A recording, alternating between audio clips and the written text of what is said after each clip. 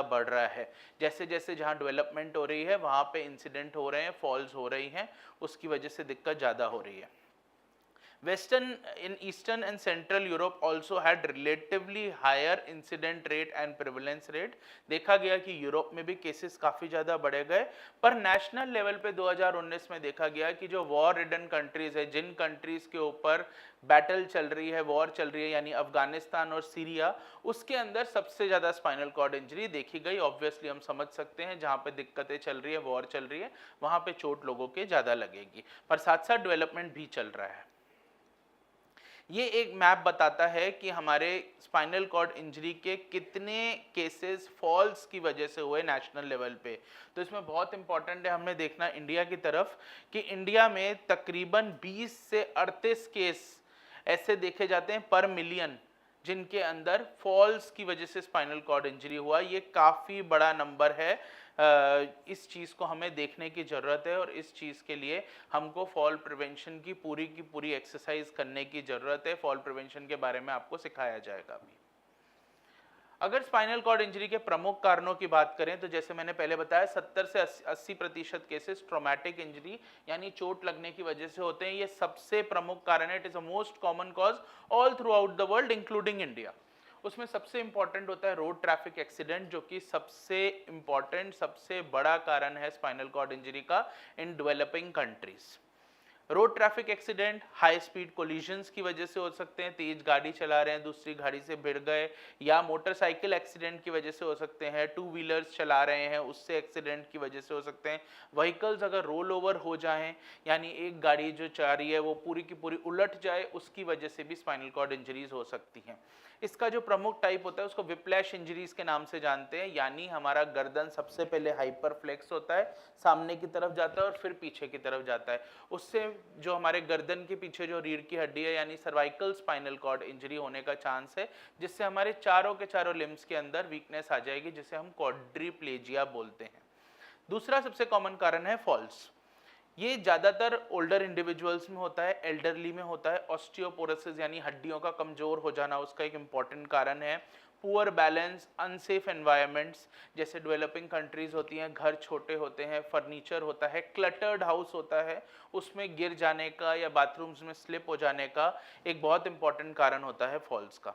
It also includes falls from Heights, यानी अगर जो कंस्ट्रक्शन वर्कर्स हैं या इलेक्ट्रिकल पोल पे जो काम कर रहे हैं या फिर जो पेड़ के ऊपर जो चढ़ रहे हैं फार्मर्स वगैरह फल निकालने के लिए, उनके गिर जाने की वजह से भी fall related spinal cord injury हो सकती है। Sports and recreational injuries, diving into a shallow water, ये हम बच्चों के केसेस में अक्सर देखते हैं कि जो शैलो वाटर होता है उसके अंदर डाइव लगाते हैं तो सर और गर्दन की इंजरी की वजह से स्पाइनल कॉर्ड इंजरी हो सकती है। कॉन्टैक्ट स्पोर्ट्स जैसे कि rugby, wrestling, American football, gymnastics, इसके अंदर इंजरीज हो जाने की वजह से भी स्पाइनल कॉर्ड इंजरीज हो सकती हैं। वायलेंस, जैसे मैंने बताया पहले, वॉर रिडन कंट्रीज के अंदर गन शॉट वुंड्स, गोली लग जाने की वजह से भी स्पाइनल कॉर्ड इंजरी हो सकती है। इंडस्ट्रियल एंड ऑक्यूपेशनल एक्सीडेंट, कोई हैवी ऑब्जेक्ट कोलैप्सेस हो जाए, इलेक्ट्रोक्यूशन यानी करंट लग जाए, those are also important traumatic causes of spinal cord injury. तो इसको अगर नंबर्स की फॉर्म में देखें तो 38% केसेस व्हीकुलर एक्सीडेंट से होते हैं, 31% cases not so far behind falls की वजह से होते हैं, 14% वायलेंस की वजह से, then sports injuries, surgical complications and diving accidents की वजह से ट्रॉमेटिक स्पाइनल कॉर्ड इंजरीज हो सकती हैं। नॉन ट्रॉमेटिक की अगर हम बात करें तो ये आजकल इंक्रीजिंगली रिकॉग्नाइज हो रही हैं। हम देख रहे हैं एक जमाना था जब ज़्यादातर स्पाइनल कॉर्ड इंजरीज ट्रॉमेटिक ही होती थी, non traumatic spinal cord injury को कंसिडर ही नहीं किया जाता था। पर आजकल हम देख रहे हैं कि जैसे जैसे मेडिकल हमारा बढ़ रहा है, मेडिकल साइंस आगे आगे एक्सेल कर रही है, जो डायग्नोसिस वो बेटर हो पा रहे हैं, we are able to recognise and appreciate कि spinal cord injury non traumatic भी होती है, स्पेशली एल्डरली पॉपुलेशन के अंदर। डीजेनरेटिव एंड मैकेनिकल डिसऑर्डर्स जैसे स्पॉन्डाइलोसिस होते हैं, गर्दन का या कमर का डीजेनरेशन हो जाना, इसकी वजह से spinal cord injuries most important cause. Spinal stenosis, जैसे कि अगर डिस्क बाहर निकल गई या एक कमर में एक फैसेट जॉइंट होता है उसकी हाइपरट्रॉफी या वो अगर अपने साइज से ज़्यादा बढ़ जाए तो वो स्पाइनल कॉर्ड के ऊपर प्रेशर डालते हैं, जिसकी वजह से इंजरी हो सकती है। Intervertebral disc prolapse, ossification of posterior longitudinal ligament, vascular causes जैसे स्पाइनल कॉर्ड का इन्फेक्शन हो सकता है। कुछ अगर वेस्कुलर कॉजेज हैं या जो नसें हमारा खून लेके जाती हैं उसके अंदर अगर कुछ एन्यूरिज्म यानी माल फॉर्मेशन हो जाए या कोई क्लॉट जम जाए या कोई एम्बोलिज्म हो जाए या हेमरेज हो जाए, इसकी वजह से भी स्पाइनल कॉर्ड इंजरीज हो सकती हैं। इन्फेक्शन, हमारे देश में ट्यूबरकुलोसिस बहुत कॉमन इन्फेक्शन है। ट्यूबरकुलोसिस सिर्फ फेफड़ों में नहीं होता है, ट्यूबरकुलोसिस स्पाइन में भी होता है, जैसे हम पॉट स्पाइन के नाम से जानते हैं। तो अगर स्पाइन में ट्यूबरकुलोसिस हो रहा है यानी पॉट स्पाइन हो रहा है, it is a very important cause of non-traumatic spinal cord injury in India especially. Spinal epidural abscess, HIV related myelopathy, syphilis, ये बीमारियां हैं जिसकी वजह से स्पाइनल कॉर्ड इंजरी बहुत इंपॉर्टेंट होता है। नियोप्लास्टिक कॉजेज यानी अगर कैंसर हो जाता है, स्पाइनल कॉर्ड के अंदर ही कैंसर हो जाता है या स्पाइनल कॉर्ड के अंदर दूसरे किसी एरिया के कैंसर की वजह से अगर सेकेंडरी आ जाते हैं, यानी breast cancer, lung cancer, prostate cancer, इसकी वजह से अगर स्पाइनल कॉर्ड इंजरी की तरफ भी वो कैंसर फैलता, स्पाइनल कॉर्ड की तरफ भी वो कैंसर अगर फैलता है तो उससे भी दिक्कत आ सकती है। इन्फ्लामेशन यानी अगर हमारा ही इम्यून सिस्टम हमारे अगेंस्ट में एक्ट कर रहा है, जिसे हम ऑटो इम्यूनिटी बोलते हैं, तो उसमें transverse myelitis, muscular multiple sclerosis, neuromyelitis optica जैसी बीमारियां होती हैं। कॉन्जेनाइटल या डेवलपमेंटल कंडीशंस, बच्चों के अंदर अगर डेवलपमेंट में ही कुछ दिक्कत आई है, जैसे कि स्पाइना बाइफिडा है, ये एक स्पाइन का मैलफॉर्मेशन होता है, टेथर्ड कॉर्ड सिंड्रोम, सिरिंजोमाइलिया, इनकी वजह से स्पाइनल कॉर्ड इंजरी हो सकती है। फॉल क्या होता है, what is basically a fall, ये हमको जानने की जरूरत है। It is any unexpected event in which a person comes to rest inadvertently on ground floor or a lower level, यानी बदकिस्मती से एक पर्सन, एक इंसान अगर ग्राउंड पे या लोअर लेवल की पे आ जाए, उसको हम फॉल बोलते हैं। Near fall is sudden loss of balance with incomplete fall, which includes slips, stumbles or trip with some ability to control. यानी आप अगर स्लिप कर जाएं फिर भी दूसरे पांव से हाथ से खुद को गिरने से बचा लें, that is called a near fall. Fall induced spinal cord injury. It has increased from 17% to 31%. ये बहुत इंपॉर्टेंट डेटा है जो हमको जानने की जरूरत है कि 1970 में जहां सिर्फ 17% कारण fall induced spinal cord injury के हुआ करते थे, वो अब 31% हो चुके हैं 2010 से 2013 के बीच में। It is common among elderly, एक एजेड लोगों के अंदर फॉल्स ज़्यादा देखी जाती हैं, अबाउट स्पेशली 76 ईयर्स से ऊपर जो इंडिविजुअल्स होते हैं उनके अंदर। ओल्डर पेशेंट्स इन SCI, यानी जो पेशेंट्स जो कि जीरियाट्रिक एज ग्रुप में है, एल्डरली पॉपुलेशन है, उनमें अगर स्पाइनल कॉर्ड इंजरी हो जाती है, उनका हॉस्पिटल स्टे लंबा होता है, the cost of treatment is higher, जो complications due to the spinal cord injury है, those are life threatening then the younger age group. तो ओवरऑल प्रोग्नोसिस हमने देखा है स्पाइनल कॉर्ड इंजरी में, जैसे एज बढ़ती है स्पाइनल कॉर्ड इंजरी जब होता है वो खराब होता रहता है। एज पर रीसेंट रिपोर्ट, नई रिपोर्ट ये बताती है हमको कि fall from low Heights are more common in developed countries and typically associated with tetraplegic injuries in elderly. तो elderly age group के अंदर हमने देखा है कि लो लेवल फॉल्स ज़्यादा देखी गई हैं डेवलप्ड कंट्रीज में। डेवलपिंग कंट्रीज में यानी इंडिया जैसी कंट्रीज के अंदर इट्स दी ऑपोजिट। हमने देखा है कि ग्रेटर हाइट्स यानी लंबी ऊंचाई से अगर फॉल हो रही है वो ज़्यादा कॉमन है और यंगर एज ग्रुप में ज़्यादा कॉमन है। Commonly in countries like India unprotected rooftops and terraces, यानी अगर हमारी छत के ऊपर रेलिंग नहीं है, falls from trees while cutting the leaves, तो अगर हम जैसे नारियल के पेड़ के ऊपर अक्सर देखते हैं नारियल उतारते हुए गिर जाते हैं या फल उतारते हुए गिर जाते हैं। Falls while carrying a heavy load on the head, कोई बहुत ज़्यादा भारी सामान लेके चल रहा है कोई और वो गिर जाए, तो ये इंपॉर्टेंट रीजनल फैक्टर्स हैं for fall induced spinal cord injury. World health organization ने देखा कि there are 4 patterns of falls in the spinal cord injury. Whether fall is at a same level, यानी एक ही सतह के ऊपर फॉल हो सकती है। Fall from heights of less than 1 metre, fall from heights of greater than 1 meter and being struck by a falling object. कोई अगर चीज गिर रही है और वो हमको लग जाए। ये 4 पैटर्न ऑफ फॉल्स देखे गए हैं। इन चारों के अपने अपने डेटा कलेक्शन हो रही है और इन चारों के अपने अपने प्रोग्नोसिस हैं। ये स्टडी अभी भी चल रही है WHO की। As per report, mechanism of fall by the height from which the person fell, ये जानना जरूरी है हमको कि किस हाइट से पर्सन गिरे, क्या एंगल था फॉल का, क्या एनर्जी अब्जॉर्प्शन हुई, और deceleration at the time of impact, कि जब वो फॉल इम्पैक्ट हुआ उस समय क्या स्पीड थी, क्या वेलोसिटी थी, क्या एंगल था, क्या मैकेनिज्म था। उसके बेसिस के ऊपर प्रिडिक्ट कर पाते हैं कि वो इंजरी कितनी घातक है। हाइट इज ऑल्सो कंसिडर्ड, 1 से 5 फीट की हाइट है, 6 से 10 फीट की हाइट है। क्या हाइट है वो बहुत इंपॉर्टेंट एक डेटा पॉइंट है जो हमें कलेक्ट करना पड़ता है ताकि हम प्रोग्नोस्टिकेट कर पाएं कि आज स्पाइनल कॉर्ड इंजरी हो गई है तो उसमें हमें ठीक होने में या बेहतर होने में कितना टाइम लगेगा उसकी प्रिडिक्शन के लिए। क्लासिफिकेशन ऑफ फॉल्स, बहुत सारे विभिन्न कारणों की वजह से फॉल हो सकता है। आइस एंड स्नो है, स्लिपिंग ट्रिपिंग है, कोलिजन की वजह से while being carried, fall from bed, fall from chair, fall in the washrooms, fall from other furniture, fall from a ladder, fall from tree, fall from cliff, diving in the water, unspecified falls। बहुत सारे कारण हो सकते हैं fall के, जितने आप सोच सकते हैं वो सारे के सारे कारण इसके अंदर हैं। एक सर्वे किया गया था which compares the causes, circumstances and consequences of falls amongst people with spinal cord injury.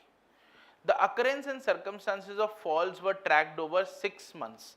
ये सर्वे इम्पॉर्टेंट इसलिए है ताकि हम रिकॉग्नाइज कर पाएँ कि फॉल सिर्फ एक इम्पॉर्टेंट कारण नहीं है स्पाइनल कॉर्ड इंजरी का, बल्कि जिनको स्पाइनल कॉर्ड इंजरीज ऑलरेडी हो चुकी है उसमें एक फॉल एक इम्पॉर्टेंट रिस्क भी है जिसकी वजह से लाइफ में और बहुत सारी दिक्कतें आ सकती हैं।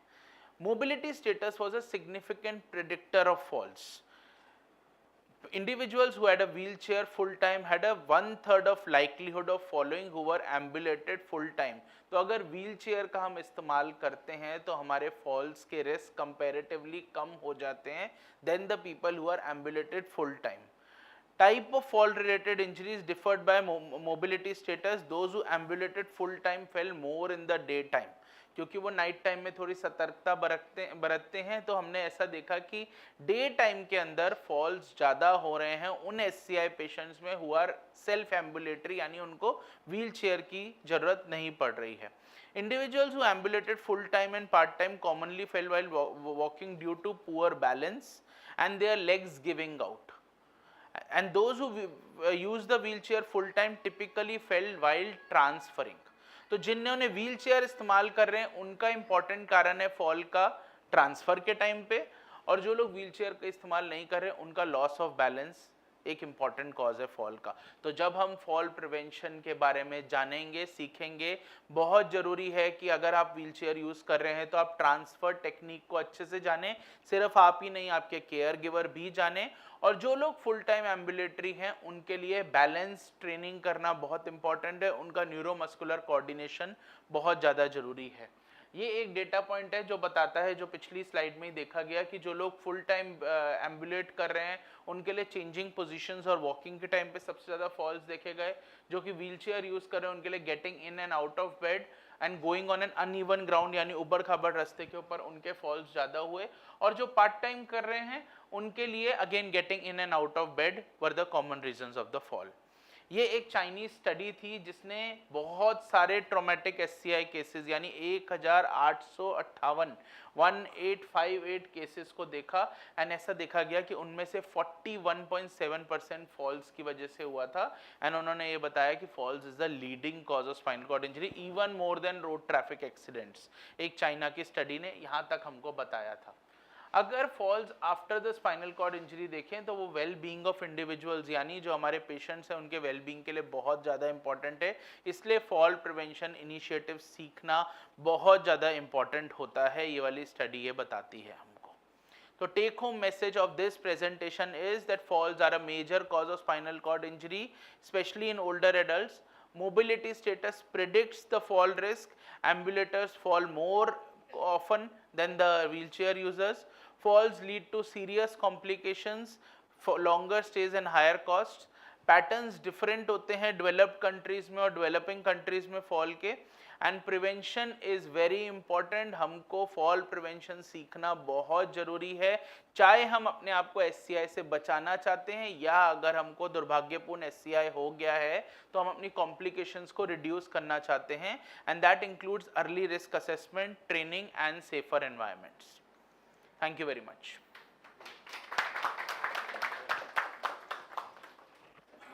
Do we have any questions? All right. Next presentation, please. Any questions? किसी का आप कोई लोग सवाल? कुछ पूछना चाहते हैं? Any questions from this side? Okay. Thank. Yes, sir. Can I share my experience? Yes, sir. Please. नमस्कार.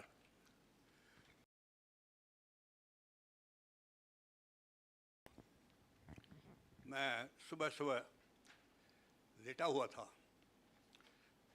मेरा बेटा बॉम्बे से आया था, तो उसने कहा पापा मैं जा रहा हूँ कनॉट प्लेस. मैंने कहा मुझे भी ले जाना, चलो मैं भी घूमाऊँगा. तो वो अपना बाथरूम चला गया. जब मैं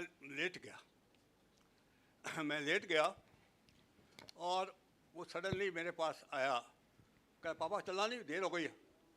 एंड यू नो मैं एकदम उठा और सीधा बाथरूम में गया. आई कुड नॉट क्रॉस दरवाज़ा, ज़रा सा क्रॉस किया और आई फेल हेड डाउन, एकदम गिरा, एकदम फ्लैट, और मेरा सिर फट गया, बुरा हाल.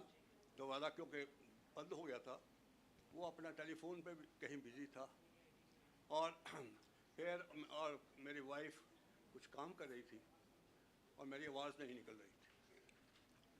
तो मैं कुछ करता रहा. उन्होंने देखा काफ़ी देर हो गई, आए नहीं.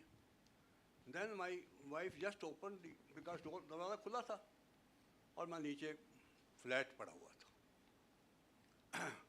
तो एकदम हंगामा हो गया. फटाफट हमने, उस वक्त हम थोड़ा फोर्टिस को थोड़ा ज़्यादा एक आध बात गए थे, तो मेरी वाइफ ने फोर्टिस को वालों को फ़ोन किया, भाई ऐसे एक एम्बुलेंस भेजिए, क्योंकि मैं तो हिल नहीं सकता था. I could not just move. उन्होंने फटाफट एम्बुलेंस आ गई. I was shifted to the hospital and I was what you call under treatment for about 2 weeks here. And suddenly there was no spinal injury or any other serious injury, but nothing was moving. Even I could not pick up my newspaper also. चाय भी मुझे चम्मच से पिलाते थे. Then we were 2 weeks here. Then my son, since he wanted to go back, he said मैं छोड़ के नहीं जाऊँगा. Then we took permission from the hospital. वो कहा जी आप अपने रिस्क पर जा रहे हैं. मैं कहा जी हम रिस्क तो हमारा है ही है. We wrote it also in my record that we are going on. He purchased a wheelchair. He took me straight to the airport. Then we went to Bombay. And then the story, this is how I recovered. And today I'm grateful to the doctors who attended me. And today I'm again walking and here. Thank you so much.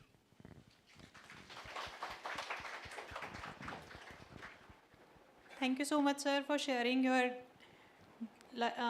fall experience. So thank you, Dr. Rachit. It was such an informative talk. And now we have our next speaker, Dr. Stuti Khanna. She's Associate Professor. Ma'am, please. She will be talking on fall assessment.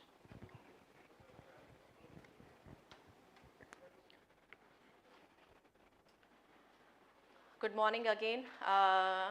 We have already talked about falls are there in spinal cord injury, not only spinal cord injury. Dr. Rachit already covered that in elderly, in other populations, fall can occur to anyone, anytime, and they are serious and they might lead to serious consequences, right? So my portion is assessment. Assessment तो doctor करते हैं, हम क्या करेंगे? हम ये करेंगे कि हमें जानना है कि हम क्या कर सकते हैं देखने के लिए कि हमें क्या दिक्कत है जिसकी वजह से फॉल हो सकती है और उसे कैसे बचाएं. ठीक है, तो पहले हम जाते हैं फॉल. WHO भी डिफाइन करता है, if a person is coming to rest on the ground और lower level, we describe it as fall, right? Now fall can occur to anyone, but right now we are more concerned about spinal cord injury awareness. Why it is important to have fall and spinal cord injury? Because even after आपको spinal cord injury हो गई, there are chances कि fall हो सकती है, चाहे वो transfer में हो, चाहे वो आपकी mobility में हो, task में हो, activities में हो, dressing में हो, तो 50 से 75% there is a chance to have a fall again. तो precaution लेना हमारा वो है, इसके लिए हमें और एक्सरसाइजेस करनी है, वो सब we will talk about it, right.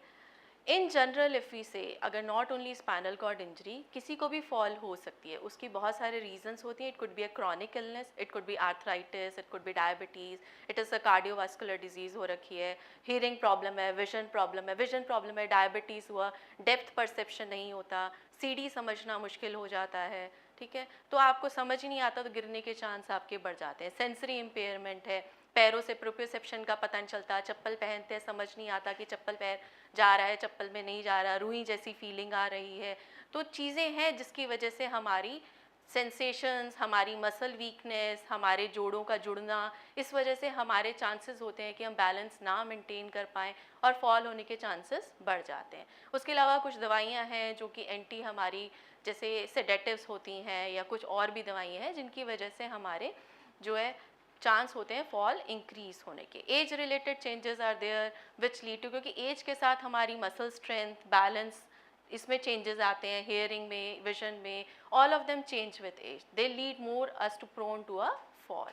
Then there are behavioral factors. Certain people are more sedentary than others, and then it is even important to check your footwears.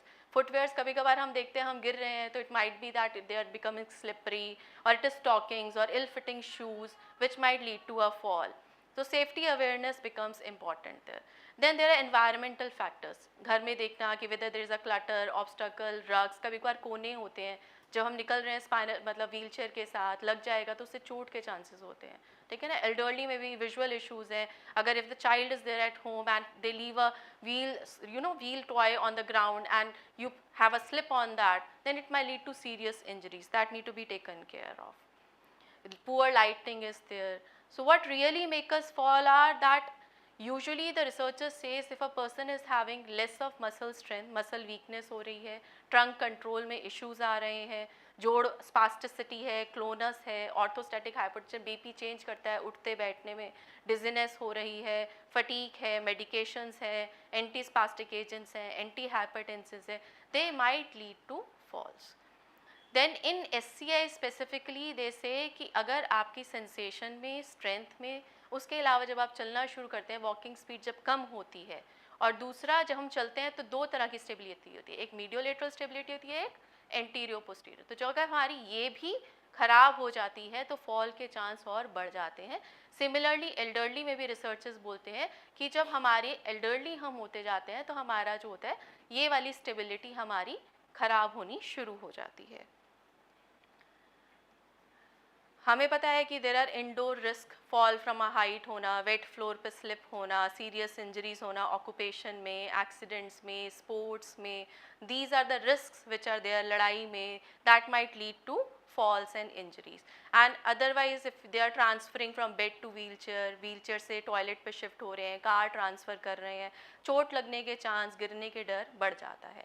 Wheelchair propulsion, uneven sloppy surface आ रखा है वहाँ पे, poor wheelchair skills हैं आपकी, इसीलिए हम train करते हैं कि वो चीज़ें बेटर हो पाएँ, ठीक है. एनवायरमेंटल फैक्टर्स हमने जैसे बात करी, उसमें पुअर लाइटनिंग आ रही है, अगर इनएक्सेसिबल है बाथरूम्स, हैंड रेल्स वगैरह नहीं है ठीक से, कम्युनिटी में बैरियर्स हैं, पेवमेंट ठीक से नहीं बनी हुई है, रैम्प्स नहीं है, तो भी चांसेस ऑफ फॉल इंक्रीज़ कर जाते हैं. इससे क्या होता है, अगर फॉल होती है तो there are many things which can happen, इसलिए फॉल को जाना important. Might lead to fractures, head injuries, okay. अगर बेड रिडन होंगे तो प्रेशर सोर हो जाएंगे, इंक्रीज रिस्क ऑफ हॉस्पिटलाइजेशन हो जाएगी. There are psychological consequences to it, उसमें एंग्जाइटी होना, डिप्रेशन होना, गिर गए, लॉस ऑफ कॉन्शियसनेस हो सकती है, उसके अलावा और चेंजेस आ सकते हैं. फिर हमारी इंडिपेंडेंस का लॉस होना, ultimately hospital stay, burden, they all are linked to fall. तो फॉल एक कैटेगरी नहीं है, उसके साथ चीज़ें जुड़ी हुई हैं. इसीलिए हम उसको स्क्रीन करते हैं फॉल को कि हो ही ना, हो गई है तो असेस करते हैं, असेस करके बाद हम उसे इंटरवीन करते हैं, उसका मैनेजमेंट करते हैं। जब हम असेस करेंगे तो हम इंडिविजुअल रिस्क को देखेंगे, जैसे अगर आज हम कैंप करेंगे तो हम उसमें आप इनको इंडिविजुअली हम असेस करेंगे कि आपके में क्या रिस्क हो सकता है फॉल का। उस रिस्क के हिसाब से, उन फैक्टर्स के हिसाब से, दवाइयाँ हैं, स्ट्रेंथ है, बैलेंस है, जो भी है, हम आपको उसके लिए एक्सरसाइजेज और प्रिकॉशंस बताएंगे कि कैसे उसको प्रिवेंट किया जा सकता है। ऐसे ही एल्डरली के केसेस में एक कॉम्प्रिहेंसिव जेरियाट्रिक असेसमेंट होती है, वो मल्टी डिसिप्लिनरी होगी, उसमें सिर्फ रिहैब प्रोफेशन नहीं, डॉक्टर भी, physiotherapist, occupational therapist, nursing, social worker मिल के एक कंट्रीब्यूशन देते हैं कि how to assess and prevent falls. So what is important जब फॉल होती है, for us what is important is how the fall has happened। Fall हुई, आप कैसे गिरे, कहाँ चोट लगी, कॉन्शियसनेस गई थी कि नहीं गई थी, फॉल का रीज़न क्या था, उसके सीजर भी हो सकता है, किसी को ब्रेन इंजरी भी हो सकती है, एसोसिएटेड फ्रैक्चर्स भी हो सकता है। मान लो कोई गिरा हुआ है सड़क पे, हमें देखना चाहिए, फॉल का पहले रीज़न असेस करते हैं, क्या रीज़न हो सकता है उसका। फिर हम ड्रग के मार्क्स भी देख सकते हैं, साइड में इंजेक्शन गिरा हुआ है या फिर बॉटल है, it might be drug induce, alcohol induce, it might be injury, bleeding. तो हमें उन चीज़ों को डिफ्रेंशिएट करके आगे अपना mechanism of fall prevention and treatment maintain करना होता है। फिर अगर हम आते हैं हॉस्पिटल में तो हमारा proper evaluation, history checkup, assessment and treatment protocol होता है। तो जब हम असेस करते हैं तो उसमें सारी चीज़ें देखी जाती हैं, चाहे वो आपके वाइटल्स हो, बीपी हो, आपकी मसल्स में इशू आ रहा है, हार्ट में इशू आ रहा है, नर्व्स में इशू आ रहा है, ब्रेन में इशू आ रहा है, सेंसरी है, मोटर है, बैलेंस है, what is the problem is being diagnose, and gait में क्या प्रॉब्लम आ रहे हैं, एनवायरमेंटल इशूज़ हैं, अकॉर्डिंगली हम उसको फिर असेस करते हैं। असेस करने के लिए जो हमारे लेवल पे होता है, हमारे पास इंटरनेशनल स्टैंडर्डाइज स्केल्स अवेलेबल हैं, like fall concern scale is there for spinal cord injured, जिसमें ट्रांसफर्स के टाइम पे, ड्रेसिंग के टाइम पे, एम्बुलेशन के टाइम पे कितना चांस है, हम असेस करते हैं, असेसमेंट के अकॉर्डिंगली हम उसे मैनेज करेंगे। And then for general we have fall risk assessment tool. So it is a combination tool। जितने मैंने factors की बात करी है, चाहे वो environmental हो, behavioral हो, cognitive हो, we assess them completely over here, right?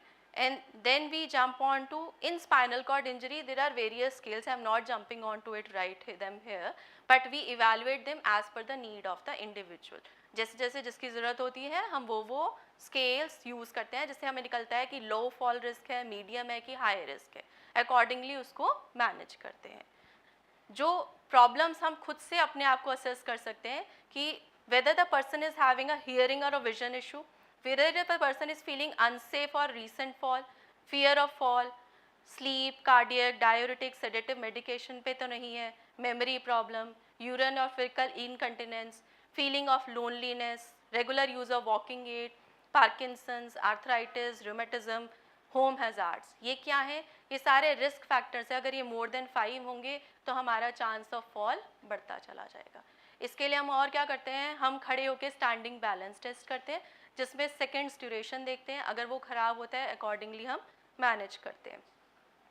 जो हमारी इन्वेस्टिगेशन होती है उसमें इट इज़ डिपेंडेंट अपॉन कि आप प्री फॉल कैटेगरी में आ रहे हैं, नियर फॉल में आ रहे हैं, फॉल हो चुकी है या आफ्टर फॉल आ रहे हैं, उसके हिसाब से हमारे जो स्टैंडर्डाइज असेसमेंट टूल्स हैं हम उनको असेस करते हैं। What you have to see is that have you fallen past year, पिछले साल में आप गिरे थे, do you feel unsteady while walking, आपको बैलेंस लूज करते हैं चलते समय, do you worry about falling, आपको डर लगता है गिरने से, येस तो हम आगे असेस करते हैं। फिर हम उसमें कंप्लीट जो हमने पीछे चीज़ें देखी हैं उनको असेस करते हैं, प्लस हम उसके अंदर फुटवेयर इवैल्यूएशन वगैरह भी करते हैं, so that we know how much risk is there for fall.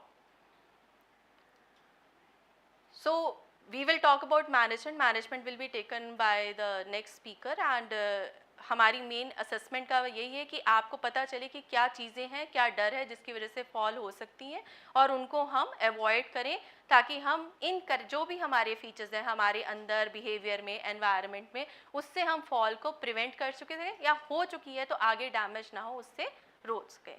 Thank you.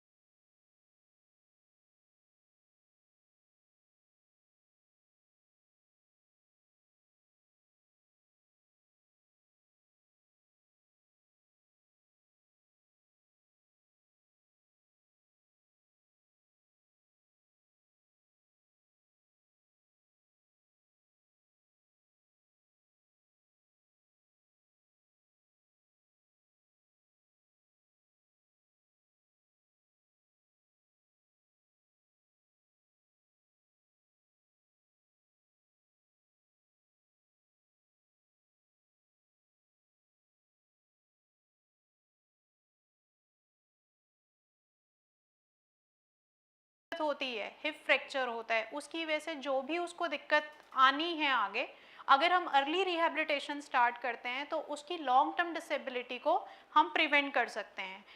इससे क्या होगा, it improves your mobility and independence, मतलब आप एक जगह से दूसरे जगह पे आप जाते हैं। लॉन्ग टर्म डिसेबिलिटी को जब हम प्रिवेंट करते हैं तो हम मोबिलिटी और इंडिपेंडेंस बढ़ा सकते हैं।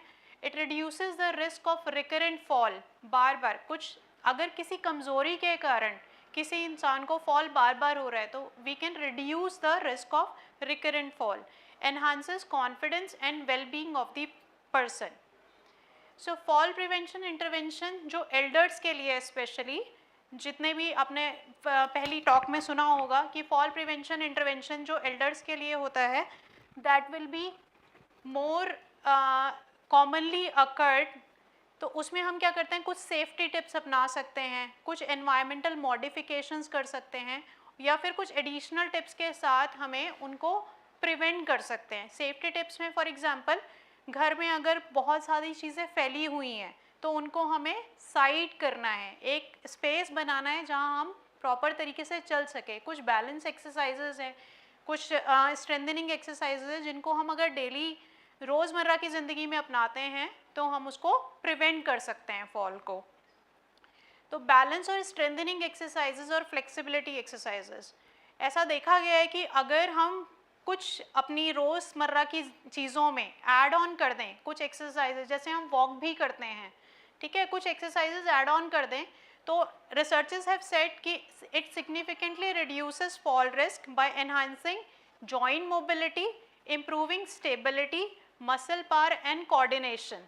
ठीक है, सो कुछ एक्सरसाइजेज जो हमारी हैं आप देख सकते हैं, जैसे हील लिफ्ट करना, हम पंजों के बल खड़े होते हैं तो इससे क्या होता है, हमारी स्ट्रेंथनिंग होती है पैरों की मसल्स की। ठीक है, तो हील लिफ्ट, पंजों के बल खड़े होना, एक पैर को घुटने से मोड़ना और एक पैर पे खड़े होना। ठीक है, ऑल्टरनेट स्टेप मार्चिंग, कि एक ही जगह पे आप मार्च करते हैं जैसे हम। ठीक है, देन लेग एक्सटेंशन एक्सरसाइज, बैठ के पैरों को सीधा करना। ठीक है, सो कुछ एक्सरसाइजेस हैं जो हम अगर डेली यूज़ में, डेली आप बैठे हुए हैं या एक जगह खड़े हुए हैं, सिर्फ 2 मिनट या 5 मिनट निकाल पाएँ तो हर एक एक्सरसाइजेस को अगर 10-10 रिपीटेशंस भी आप कर लेते हैं तो it will strengthen your lower limb मतलब लेग्स। ठीक है, so it enhances the elders confidence once you gain the strength और अ बैलेंस। ठीक है, ऑटोमेटिकली जो आपकी मेंटल वेलबींग है, जो कॉन्फिडेंस है कहीं भी चलने का, वो भी इम्प्रूव होता है। ठीक है, कुछ environmental modifications are suggested which significantly reduces the fall risk, promoting independence and safety। उसमें क्या है, फॉर एग्जाम्पल अगर बहुत ज़्यादा फॉल होता है तो हम ग्रैब बार्स इंस्टॉल कर सकते हैं। ग्रैब बार्स मतलब जैसे दीवार पे इंस्टॉल किया and the person will hold that grab bars and walk. ठीक है, so have grab bars put in the next और इनसाइड द टब ऑफ और शावर। जो भी आप बाथरूम एरिया में हैं या फिर आप की मोबिलिटी सिर्फ इतनी है कि आप अपने कमरे से, अपने बेड से उठ के आप बाथरूम तक जा रहे हैं तो वहाँ तक ग्रैब बार इंस्टॉल किए जा सकते हैं। Use non slip mats, non slippery mats आते हैं, उनको यूज़ किया जा सकता है ताकि you can avoid the slip. Keep items you use often with in easy reach, जितनी भी आप जो भी हमारे बुज़ुर्ग लोग हैं या फिर जो हमारे इवन पेशेंट पॉपुलेशन भी हैं, उनको अगर हम जो भी चीज़ उनकी रोज़मर्रा में डेली यूज़ में यूज़ हो रही है, जो बहुत ज़्यादा फ्रिक्वेंटली यूज़ कर रहे हो, उनको अगर आप इजी रीच में रखते हो जितना जो आपकी सराउंडिंग्स हैं, so that will be more better. कि remove things that can trip over, like कोई भी शू रेक रखा हुआ है या फिर कोई भी ऐसा सामान रखा हुआ है जहाँ से आप टकरा के गिर सकते हैं, तो वो चीज़ आपको हटानी चाहिए। क्लीन अप स्पिल्स इमीडिएटली, अगर कुछ गिर जाता है, पानी गिर जाता है या कुछ भी ऐसा गिर जाता है फ्लोर पे, तो उसको इमीडिएटली आप साफ़ कर दीजिए। इंस्टॉल हैंड रेल्स और lights on all stairways.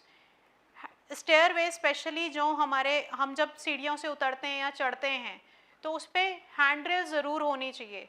Hold the hand rails and climb the stairs और get down from the stairs.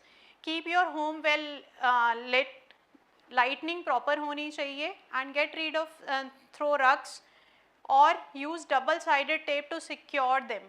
अगर कोई भी आपने रग्स या कुछ भी मैट आपने बिछाया हुआ है फ्लोर पे, तो वो भी या तो आप उनको एकदम स्टिक करके रखिए, नहीं तो रबर डबल साइड टेप्स आती है उनके साथ आप उनको चिपका सकते हैं। बिहेवियर मॉडिफिकेशन में use of assisted device, if any person is having a recurrent fall issues, मतलब बार बार गिरने की, बार बार बैलेंस का जो इश्यूज़ रहता है, या बार बार मसल मांसपेशियों की कमज़ोरी के कारण जो इशू आता है, अगर उनको लगता है कि नहीं मैं बार बार गिरता हूँ, तो असिस्टिव डिवाइसेस का यूज़ करना। असिस्टिव डिवाइसेस है मीन्स फॉर एग्जांपल आप जैसे स्टिक लेके चल सकते हैं, ठीक है, विच इज़ इम्पॉर्टेंट। सो कोई भी असिस्टिव डिवाइस आप कभी भी हॉस्पिटल या किसी भी रिहैबिलिटेशन सेटिंग्स में जाके कौन सी असिस्टिव डिवाइस आपकी वॉकिंग को स्टेबल करती है, आप चूज़ कर सकते हैं with the help of the rehabilitation professional guidance. Medication review is very important. आप जो भी दवाइयाँ लेते हैं, एल्डरली पॉपुलेशन जनरली दवाइयाँ लेती हैं, बहुत सारी मेडिसिन होती हैं जो हमें सेडेटिव कॉज करती है, मतलब नींद आना या कुछ भी ऐसा, बहुत सारी मेडिसिन होती है कि आप मेडिसिन खाते हो आधे घंटे में थोड़ा सा आपको सेडेशन होती है। तो देर आर मेडिसिन जो आपको डिजीनेस, मतलब आपको थोड़ा सा चक्कर आया, कुछ हाई डोजेस मेडिसिन होती हैं, तो that medication review is important because it reduces fall risk by identifying the drugs which causes the dizziness. So rehabilitation intervention of spinal cord injured individual, as we are talking mostly about the spinal cord injury after the fall, तो क्या क्या हमारे पास rehabilitation के तरीके हैं कि जिससे हमें spinal cord injured individuals को rehabilitate कर सकते हैं. So it is basically a journey from injury to inspiration. Rehabilitation builds a life of power. So mobility rehabilitation which promotes the independence. Basically अगर आपने देखा होगा यहाँ पे भी इस सेटअप में, जैसे कि यहाँ पे आप लोग हैं, तो we have functional electrical stimulation, जहाँ पे हम जो मसल्स पैरालाइज्ड होती हैं या कुछ भी हल्की सी भी उसमें आने की क्षमता होती है, जैसा कि फर्स्ट प्रेजेंटेशन में बताया गया कि हम एक प्रोग्नोसिस डिसाइड करते हैं कि इस इंजरी, इस तह तक अगर कोई इंजरी हुई है तो उसमें कितना प्रोग्नोसिस, कितना बेटर आउटकम आने के चांसेस हैं, तो उसके अकॉर्डिंग भी सजेस्ट दी रिहैबिलिटेशन प्रोग्राम, जहाँ पे FES मशीन है जो पैरालाइज मसल्स को एक्टिवेट करती है to strengthen the muscles. Then we have a great gait training here, walker view you can see in the department, जो हमारे geriatric population also is sitting here, so you can see in the rehabilitation department we have a walker view, जहाँ पे हम analyse कर सकते हैं कि हम अगर स्टेपिंग कर रहे हैं तो हमें किस फॉर्म में करनी है, अगर थोड़ी सी भी डेविएशंस है विच causes the fall, we can correct there, we can take the consultation from the rehabilitation professionals. Then to our spinal cord injured population, we teach the wheelchair skills which improve the independence, safety and mobility, and there if there is a adaptive devices or any orthotics are required, so proper selection of the orthotics can enhance the mobility by providing support, stability and alignment. So there are certain balance and postural control strategies we can teach to the patients, which reduces the fall risk and promoting functional independence. तो अगर जो हमारे patients हैं इनको already हम लोग core strengthening exercises कराते हैं, so there are certain professionals involve in to that, physiotherapist and occupational therapist. So core strengthening exercises does enhance the trunk stability, improve balance and support postural control. So there are certain neuro rehabilitation techniques we can implement which improves the balance and postural control through targeted exercises and functional electrical stimulation and virtual reality. And virtual reality and robotic assisted therapies are the therapies जहाँ पे there are immersive therapies which provides a repetitive and task specific training, accelerating functional recovery and improving fall prevention outcomes. So overall, when we talk about the fall, it's a multidisciplinary approach we implement which needs a care coordination. So what is the role of healthcare professionals in the fall prevention? It is a physical therapist and an occupational therapist. They collaboratively design personalized intervention enhancing mobility, safety and daily functions. Nurses and physicians, they provide continuous patient monitoring and education and develop a tailored plans, ensuring a comprehensive fall risk management. जो आपके अगर गिरने for example, जैसा कि अभी पिछले talk में ma'am ने भी बताया है कि जब भी इवन व्हीलचेयर जब हम चलाते हैं, ठीक है, उसमें भी आपके देयर आर हाई चांसेस कि आप अनइवन सरफेसेस पे व्हीलचेयर चला रहे हैं, तो देयर आर चांसेस कि आपको फॉल हो सकता है. आप व्हीलचेयर चलाते हुए ज़्यादा बेंड हो गए तो देयर आर हाई चांसेस कि आप फॉरवर्ड फॉल करेंगे. So nurses, it's a collaborative approach of every rehabilitation professional that they look into the scenario and they develop a tailorized program. Social worker and psychologist addresses the emotional well-being and social support, which is essential for patient motivation and adherence to the protocol. Then next is patient and caregiver education, which is an important part of rehabilitation. So every individual there will be a fall prevention awareness where we educate the patient and caregivers on risk factors. What are the risk factors for the fall? Safety practices and proactive measures to enhance independence and reduce injury rates. The training on safe mobility and transfers are important as it reduces the fall risk and enhancing confidence, thus ensuring the safer daily activities and promoting rehabilitation success. Psychological support and motivation, it enhances the patient and caregiver education, engagement, foster adherence to the rehabilitation plans and succeeding a good quality of life. So as I have only kept the two case studies, a 72-year-old woman sustained a hip fracture after a fall at home, as sir has also experienced a fall at home. She underwent a surgery and started rehabilitation. She was engaged in physiotherapy for mobility training. There were suggested home modification, which was grab bars and anti-slip mats, and she regained independence in daily activities within 6 months.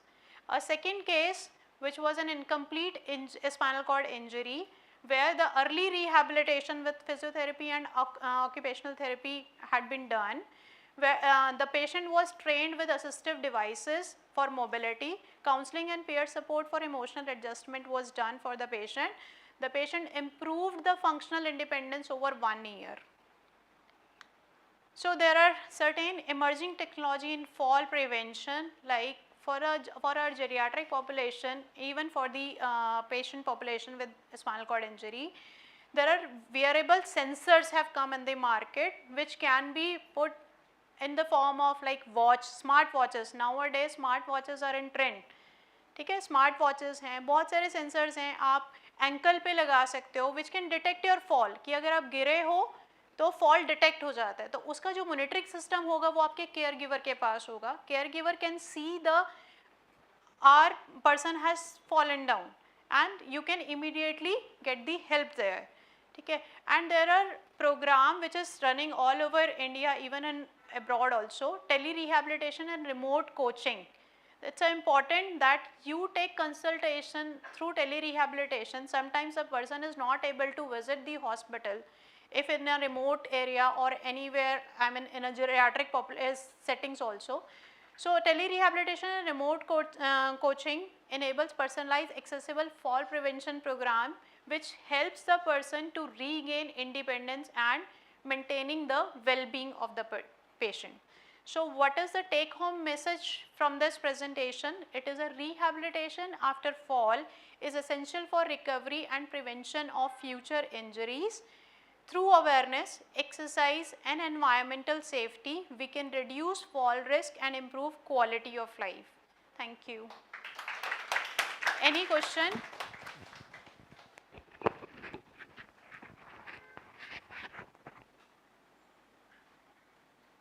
Any question? Anyone would want to share their experience? कोई अपना experience share करना चाहते हैं? हमारे साथ बहुत सारे spinal cord injured individuals हैं जो अपना एक्सपीरियंस शेयर करना चाहते हैं.